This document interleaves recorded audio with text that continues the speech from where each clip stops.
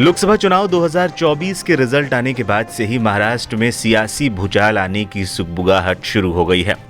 महाराष्ट्र में एनडीए के खराब प्रदर्शन के बाद कई तरह की चर्चाओं के बाजार गर्म है। इस बीच अजीत पवार और उनकी पार्टी को लेकर जिस तरह का रुख आरएसएस ने अपना रखा है, उससे भी साफ कहा जा सकता है कि अजीत पवार की टेंशन बढ़ी हुई होगी। इस बीच एक और खबर सामने आई है जिससे अजीत पवार की सिरदर्दी और बढ़ने वाली है। एनसीपी के वरिष्ठ नेता छगन भुजबल राज्यसभा का टिकट न मिलने पर नाराज बताए जा रहे हैं। उन्होंने कहा है कि वो राज्यसभा जाने के इच्छुक थे। इसके लिए उन्होंने पार्टी के नेताओं से भी बात की थी, लेकिन पार्टी ने उनकी जगह उप मुख्यमंत्री अजीत पवार की पत्नी सुनेत्रा पवार को राज्यसभा चुनाव के लिए उम्मीदवार बनाया। सुनेत्रा ने राज्यसभा के लिए नामांकन भी भर दिया है। दावा किया जा रहा है कि पार्टी के इस फैसले के बाद से छगन भुजबल नाराज चल रहे हैं। छगन भुजबल ने मामले को लेकर कहा है कि उन्होंने न केवल अभी बल्कि 6 साल पहले भी राज्यसभा की उम्मीदवारी मांगी थी। उन्होंने कहा कि मेरी दिलचस्पी तभी हो गई थी जब 6 साल पहले प्रफुल्ल पटेल को राज्यसभा भेजा गया था। मैंने सोचा कि समय आने पर हम बात करेंगे, मगर पार्टी ने किसी और को भेजने का फैसला किया है।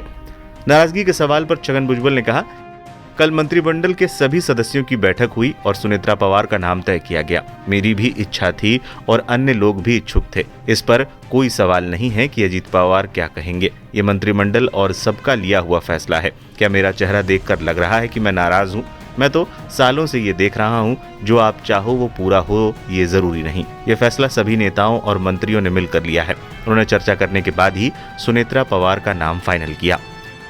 मामले को लेकर लोकसभा चुनाव में शानदार प्रदर्शन करने वाली महाविकास अघाड़ी काफी खुश नजर आ रही है। साफ तौर पर मान भी रही है कि अजीत पवार की पार्टी और एनडीए में जो खींचतान मची हुई है, उसका फायदा पार्टी को आने वाले विधानसभा चुनाव में भी मिलेगा।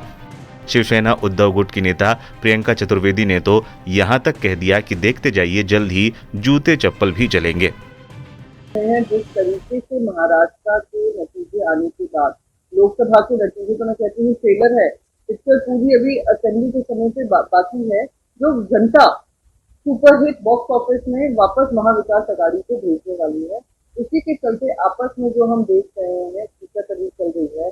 एनसीपी आरोप लगा रहा है एकनाथ शिंदे पे, एकनाथ शिंदे आरोप लगा रहे हैं भारतीय जनता पार्टी पे, आरएसएस आरोप लगा रहा है अजीत पवार पे, और अजीत पवार की खुद की पार्टी के अंदर जो अंदरूनी कलह मचा हुआ है, चाहे वो छगन भुजबल जी हों जो राज्यसभा जाना चाहते थे, इससे पहले वो लोकसभा नासिक से लड़ना चाहते थे, उनको डिनाई किया गया था। तो आपस में जो ये हो रहा है, काफी इंटरनल काफी है, वो एक इशारा दे रहा है कि ये तीनों जो गठबंधन बनाकर लाए थे, ये सरासर झूठे इरादों पे आए थे, सत्ता में रहने के इरादों से आए थे, सत्ता के अहंकार के चलते आए थे, और आज देश महाराष्ट्र की जनता ने उनको नकारा है, क्योंकि उन्होंने सच्चाई देखी है और उन्होंने न्याय के साथ खड़े हुए हैं, सत्य के साथ खड़े हुए हैं और इनको मुंहतोड़ जवाब दिया है। ये तो अभी शुरुआत है। आप देखेंगे इनके बीच में सबको जीते भी चलने की आसार